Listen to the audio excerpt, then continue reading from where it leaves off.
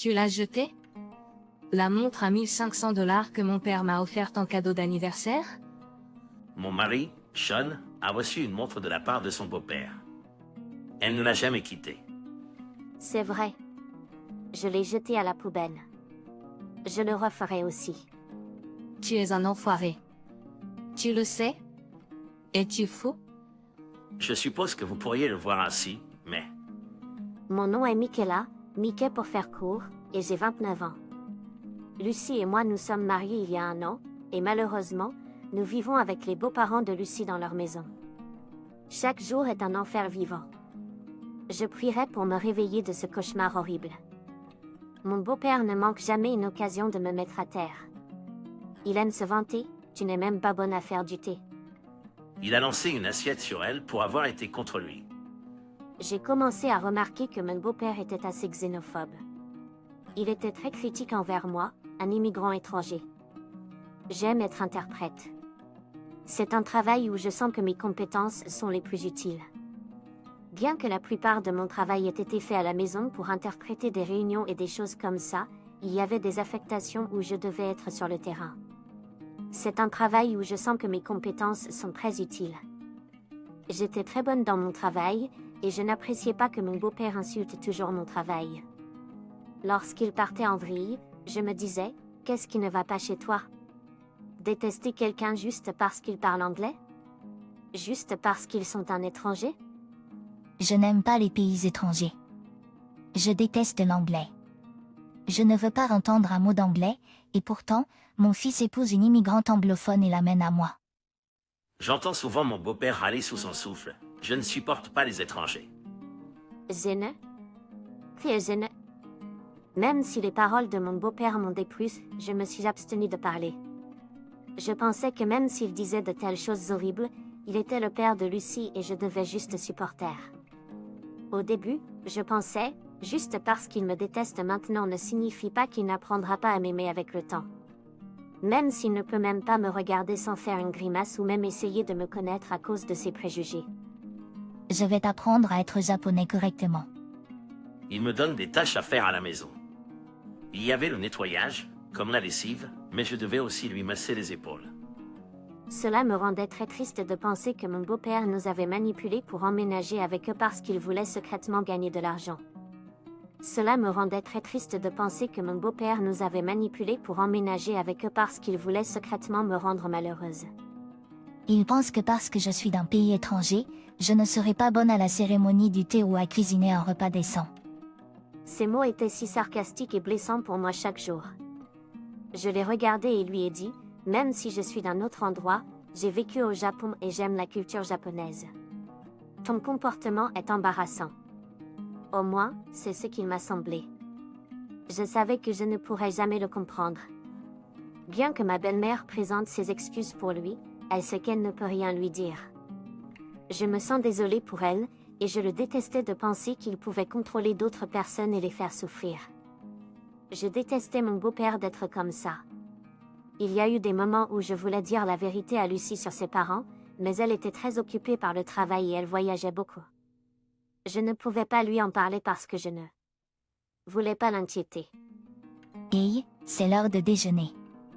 Dépêche-toi. Puisque je travaille de la maison, j'étais souvent à la maison toute la journée. Mon travail ne me permet pas de prendre des pauses quand je le souhaite. Les réunions que j'interprète peuvent durer éternellement, et il est difficile de prendre une pause à un certain moment. Je voulais déjeuner tard tout seul, c'était ma préférée. Mais mon beau-père avait d'autres idées. Dépêche-toi. Il ne se souciait pas que je n'ai pas fini de travailler encore. Mon beau-père continuait d'appeler pour que je me dépêche. Je dois travailler, alors je veux déjeuner à mon propre temps. Ce travail anglophone n'est pas bon pour toi. Tu ne sais pas que c'est la coutume de suivre les souhaits de tes beaux-parents? C'est du bon sens. C'est pour ça que les immigrants sont si agaçants. Ils ne savent pas de telles choses. Les mots de mon beau-père étaient si déraisonnables et ils m'ont torturé. Il voulait que je cuisine le déjeuner tout de suite et qu'il aime rendre les choses difficiles pour moi. La chose la plus stressante pour moi était qu'il m'a rendu impossible de me concentrer sur mon travail. Il m'a ordonné de nettoyer la chambre tous les matins et a établi des règles déraisonnables, tel que ne pas me lever de mon siège pour le déjeuner jusqu'à ce que tout le monde ait fini de manger. Ils sont également entrés dans ma chambre et m'ont interrompu quand je travaillais. Je ne veux pas entendre l'anglais. J'ai déjà été crié dessus devant ma chambre. C'était difficile pour moi. Pourquoi dois-je en arriver là? J'avais atteint la fin de ma patience avec les mots et les actions de mon beau-père lorsqu'ils interféraient avec mon travail. Si je ne faisais rien à ce sujet, je perdrais mon emploi important. Et mon cœur était en lambeaux des coups quotidiens qu'il portait à ma belle-mère. Je ne peux plus le faire. J'étais si heureuse d'être mariée à Lucie, que j'aime. Je pensais que si je pouvais rester aux côtés de Lucie, je serais bien même si les choses se gâtaient. Mais, comme je l'ai dit, j'étais naïve. Je ne peux plus rester avec mon beau-père de cette façon. Je ne suis absolument pas heureuse. Des larmes me sont montées aux yeux parce que c'était si douloureux. Cette nuit-là, j'ai décidé de parler à Lucie à ce sujet, et j'ai commencé à pleurer. Lorsque je lui ai tout dit sur ce que mon beau-père m'avait fait, elle a été absolument consternée. Lucie s'est excusée auprès de moi à plusieurs reprises. Je suis vraiment désolée de ne pas m'en être rendu compte. Je t'ai juré que je te rendrais heureuse, Pierre. Puis elle m'a fait une proposition, Pierre, déménageons. Nous n'avons pas à vivre avec mes parents. Achetons un appartement et vivons ensemble. Tu en es sûre? Bien sûr. Je pense que c'est la meilleure chose pour nous deux à partir de maintenant. J'étais vraiment heureux. J'ai eu l'impression d'avoir vu la lumière dans l'obscurité. J'ai eu l'impression d'être rassurée, et j'étais heureux d'avoir épousé cet homme. Donc, Lucie et moi avons déménagé de la maison. Depuis que nous avons déménagé, je ne les ai plus jamais vus, mes beaux-parents. Et comme Lucie a donné du fil à retordre à mon beau-père pour la façon dont il m'a traité, il ne m'a plus rien fait. La vie est revenue à la normale. J'ai savouré le bonheur de pouvoir passer mon temps libre et me concentrer sur mon travail chaque jour. J'ai réalisé que j'avais tenu pour acquis la chose la plus heureuse de ma vie. 1 an plus tard, je suis tombée enceinte. Lucie était heureuse, et elle était pleine de joie. Maman et papa ont l'air heureux aussi. Lucie semblait avoir dit à mes beaux-parents que j'étais enceinte. Eh bien, c'est bon. Même si j'ai entendu dire que mes beaux-parents étaient heureux, mon cœur s'est enfoncé. Cela faisait 1 an que ce jour de l'enfer, et pourtant je me sentais toujours si mal quand je me souvenais d'eux. Ce que mon beau-père m'avait fait. Juste parce que nous avons un bébé, tu n'as pas à les voir, mes parents. Je ne veux rien faire qui te rende mal à l'aise. Le plus important, c'est le bébé et toi, Pierre. Lucie me l'a dit. Puis je suis arrivée en toute sécurité jusqu'au jour de l'accouchement, et un bébé-fille en bonne santé est né. J'ai pleuré alors qu'elle serrait ma main avec ses petites mains et m'aimait tellement. C'était comme si toute la douleur que j'avais ressentie n'était rien. Qui sait? Qui sait? Lucie m'a demandé avec une expression qui me rendait difficile de dire quoi que ce soit. Ils étaient tellement heureux quand je leur ai dit qu'elle était née en sécurité et que je voulais qu'ils voient leur petite fille. Puis-je laisser mes parents la voir seule? Ils étaient tellement heureux quand je leur ai dit qu'elle était née en sécurité et que je voulais qu'ils voient leur petite fille. Lucie a ensuite continué, je suis désolée. Je t'ai dit que tu n'avais pas à les voir. C'est totalement correct. Je comprends ce que tu ressens. C'est naturel de vouloir présenter ta belle-fille à tes parents. Et même si mon beau-père a fait une chose terrible à mon égard, je sais qu'il tenait à toi. Je voulais réaliser ton souhait parce que je sais à quel point ils sont importants pour toi. Cela fait 1 an que c'est arrivé. Je suis sûre que ton beau-père a réfléchi à ce qui s'est passé, et je souhaite le voir moi-même. Quand je lui ai dit cela, Lucie a souri. Oui, c'était il y a 1 an. Et les gens changent. Pensons positif, je me suis dit. Le jour où je suis sortie de l'hôpital, Lucie, mon enfant et moi nous dirigions vers la maison de mes beaux-parents. Je n'avais pas vu mon beau-père depuis, alors j'étais un peu nerveuse. Quand nous sommes arrivés à la maison de mes beaux-parents, ils nous ont accueillis avec le sourire. En voyant mon beau-père regarder sa petite fille avec un petit sourire, je me suis sentie soulagée et heureuse d'avoir apporté ma fille avec moi. Lucie avait aussi l'air heureuse. Dieu merci. Je savais que mon beau-père regrettait ce qu'il avait fait. Mon beau-père a ensuite sorti une boîte cadeau emballée et me l'a présentée en disant « Voici un cadeau pour la naissance de votre enfant. C'est une montre de 1500 dollars. Veuillez l'exposer. » 1500 dollars? J'ai été surpris que mon beau-père ait préparé un tel cadeau pour nous, mais j'ai été encore plus surpris par son prix élevé. J'ai été surpris que mon beau-père ait préparé un cadeau pour moi pour mon anniversaire, mais j'ai été encore plus surpris par le prix. Je n'avais jamais entendu parler d'une montre coûtant 1500 dollars. Ma belle-mère, qui se tenait à côté de moi, a également été surprise, ses yeux s'ouvrant grands. Ne soyez pas si surpris. C'est ma façon de vous remercier de m'avoir laissé voir mon petit enfant. Terrino. J'étais vraiment heureux que mon beau-père m'ait fait un cadeau. J'ai été très surpris, mais je suis vraiment heureux que mon beau-père m'ait fait un cadeau. Peut-être que mon beau-père et moi commencions enfin à nous comprendre. Mon cœur s'est rempli de joie à la pensée de l'approbation de mon beau-père. Après être rentrés à la maison, Lucie et moi avons immédiatement ouvert le cadeau de notre nouveau bébé de mon beau-père. Ah! Nous avons été surpris de voir la montre. Nous avons été surpris de voir la montre, car elle ressemblait à une montre ordinaire au poignet. Nous étions un peu surpris parce que nous avions imaginé qu'une montre de 1500 dollars aurait l'air plus clinquante. Nous nous sommes demandé pourquoi cette montre coûtait 1500 dollars. 00, mais puisque c'était un cadeau de bébé de mon beau-père, nous n'y avons pas pensé plus et avons décidé de la mettre sur elle. Étagère du salon. Le téléphone a sonné. C'est de mon beau-père encore. Depuis que nous avons reçu cette montre, il nous appelle beaucoup. Au début, c'était à propos de choses comme vouloir entendre parler de ses petits-enfants, mais ensuite, tout comme l'année dernière, il a commencé à parler de manière méprisante et accusatoire à propos de moi. Même quand je me suis énervée et que j'ai ignoré ses appels, il a continué à appeler encore et encore. Je pensais qu'il pouvait commencer à se méfier de moi. C'était exactement à cette heure-ci l'année dernière que j'étais déçue qu'il n'ait pas changé et attristée de penser qu'il ne m'appréciait vraiment pas. Mon beau-père est un tel appelant infatigable. Parfois, il déboulerait dans ma maison si je ne répondais pas au téléphone, alors je n'avais pas d'autre choix que de décrocher. Le téléphone sonnait plusieurs fois par jour, et lorsque je décrochais le téléphone, il disait toutes sortes de choses blessantes. J'étais épuisée par la garde d'enfants et le travail et même mon beau-père, et j'étais épuisée à la fois physiquement et mentalement. J'avais mal, j'étais dans l'angoisse, et j'ai même pleuré. Comment puis-je m'éloigner de mon beau-père maintenant? Je pensais que je m'étais échappée de lui en déménageant de la maison, mais maintenant que je suis partie, il me harcèle toujours de la sorte. Finalement, mon beau-père a commencé à me faire des reproches. Les immigrants ne nettoient qu'une fois par semaine? Vous n'avez mangé que de la nourriture japonaise 2 jours cette semaine. C'est pourquoi les étrangers ne sont pas bons. Ce sont les reproches qu'il me faisait. Étrangement, il avait aussi raison. J'ai demandé à Lucie si elle lui disait, mais elle a dit qu'elle ne savait pas. J'ai eu un peu peur sur le moment, mais je pensais que c'était une coïncidence.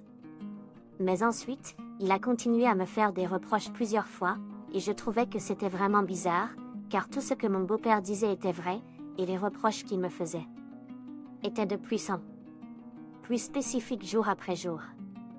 J'ai eu peur. J'ai eu l'impression de devenir folle. Il fallait être là pour voir ce genre de choses. Il fallait être là pour voir ce genre de choses. J'ai eu des frissons partout sur le corps à ce moment-là. Oui, il fallait le voir pour le croire. J'ai essayé de me souvenir de ce qui s'était passé avec mon beau-père.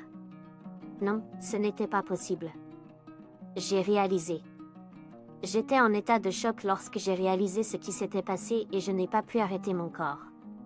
De trembler de peur, je n'ai pas pu arrêter de trembler de peur car c'était quelque chose que je n'aurais jamais pu imaginer. Puis j'ai regardé mon enfant qui dormait lentement et j'ai pensé, je dois la protéger. Mickey? Cette nuit-là, Lucie est rentrée du travail avec la montre à la main. Elle avait l'air en colère. Tu l'as jetée? La montre à 1500 dollars que mon père nous a offerte comme cadeau des anniversaire de notre fille? La montre dans la main de Lucie nous avait été donnée par son père à la naissance de notre fille. J'ai hoché la tête et dit, c'est vrai. Je l'ai jeté et je le referai. Laisse-moi te montrer. Pourquoi ne pousses-tu pas ce bouton? Ai-je dit en montrant le point noir sur l'horloge dans la main de Lucie. L'horloge que m'avait donnée mon beau-père avait un petit bouton noir. Nous ne l'avions jamais regardé de près auparavant. Ce n'est pas un bouton? Non, ce n'est pas un bouton. Regarde de plus près. Lucie a observé le petit point noir comme je l'avais dit, et l'expression de son visage devenait de plus en plus bleue. Caméra? Lucie était complètement perdue dans ses pensées. Oui, il y avait une caméra cachée attachée à la montre. Il fallait regarder de près pour la voir, alors il ne l'avait pas remarquée jusqu'à présent. Il nous avait regardés avec cette caméra depuis longtemps. Je me demandais. Oh, bien. La raison pour laquelle mon beau-père connaissait chacun de mes mouvements dans les moindres détails et savait même exactement ce qu'il y avait au menu pour le dîner, c'est parce qu'il nous avait surveillé tout ce temps. J'étais horrifié à l'idée qu'il ait fait ça. J'en ai fait vérifier un professionnel. J'en ai même fait vérifier la déconnexion. C'était tout le travail de mon beau-père. Papa, je suis vraiment, vraiment désolée. Je suis désolée de t'avoir fait vivre ça encore une fois. Je ne te pardonnerai jamais, papa. Le lendemain, Lucie et moi avons laissé notre fille avec mes parents et nous sommes allés à la maison de mes beaux-parents. Dès que nous sommes arrivés, Lucie est allée voir mon beau-père, a mis l'horloge devant lui et a dit, « Papa, pourquoi penses-tu que nous sommes ici? Tu ne sais pas pourquoi, n'est-ce pas? » Les yeux de Lucie étaient remplis de colère. Le visage de mon beau-père s'est un peu plissé à la vue de la colère de Lucie. De quoi parles-tu? De quoi parles-tu? Tu es fou de lui donner une montre avec une caméra cachée et un dispositif d'écoute. Mais je n'en avais aucune idée. Mon beau-père ne l'admettrait jamais. Je sentais ma colère monter face au refus de mon beau-père d'admettre. Avez-vous des preuves? Des preuves que je les sais? Avez-vous des preuves que je les sais? Mon beau-père me sourit. Je suis désolée que vous n'ayez pas de preuves, mais je vais devoir vous demander de payer le prix de mon cœur brisé. C'est vous qui allez payer ce prix. C'est vous qui allez payer ce prix. Ma belle-mère, qui n'avait jamais rien dit à mon égard auparavant, intervint.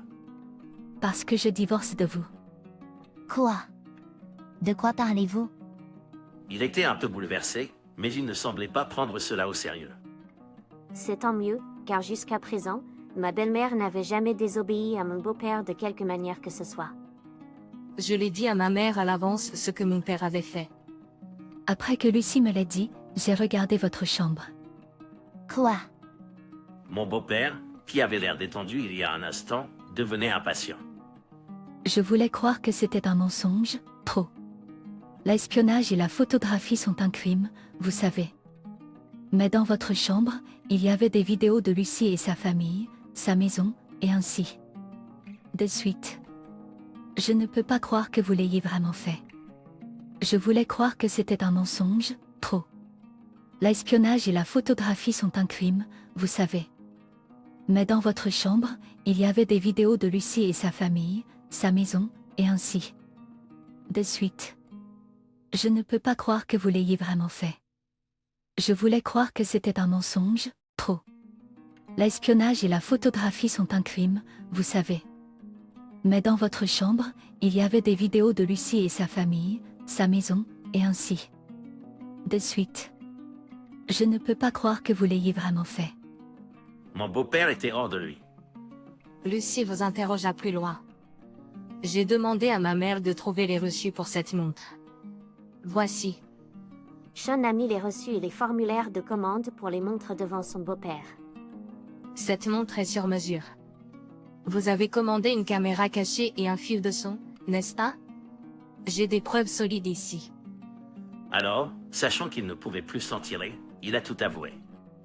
J'ai perdu la chance de dire à Mickey à quel point je la dégoûtais, alors je me suis dit que j'allais regarder son comportement à la caméra. Tout le monde dans la pièce qui a entendu ces mots a ressenti un sentiment indescriptible de colère et a poussé un soupir d'exaspération. Après cela, ma belle-mère a divorcé de mon beau-père. Mon beau-père a dû verser une pension alimentaire à ma belle-mère. De plus, la maison appartenait aux parents de ma belle-mère, qui le lui avaient donné en cadeau. Donc, en conséquence, mon beau-père a également été expulsé de la maison et vit maintenant seul dans un petit appartement. Ma belle-mère a visiblement enduré des ordres déraisonnables de la part de mon beau-père jusqu'à présent, selon elle. Elle dit que c'était pour le bien de Lucie. Mais avant qu'elle ne s'en rende compte, elle était attachée à son mari et ne pouvait s'échapper. Mais quand elle m'a vu être tourmentée par lui aussi, elle s'est mise en colère contre elle-même pour ne pas avoir eu le courage de me protéger. Et finalement, elle s'est réveillée et a dit qu'il devait s'éloigner de cette personne. Maintenant que ma belle-mère est libre de son mari, elle vit à son propre rythme et très tranquillement. Lucie a également coupé les ponts avec son beau-père, et il ne restait plus personne. Je vis très heureuse avec mon mari, Lucie, et notre fille. Lucie, qui travaillait auparavant beaucoup en déplacement et en heures supplémentaires, a changé d'emploi pour passer plus de temps avec sa famille, et je peux passer plus de temps avec elle que jamais auparavant. Et depuis l'incident avec mon beau-père, nous pouvons parler l'un à l'autre de tous les problèmes, grands ou petits. Et je pense que notre relation en tant que couple s'est encore approfondie. Je suis plus heureuse maintenant que je ne l'ai jamais été.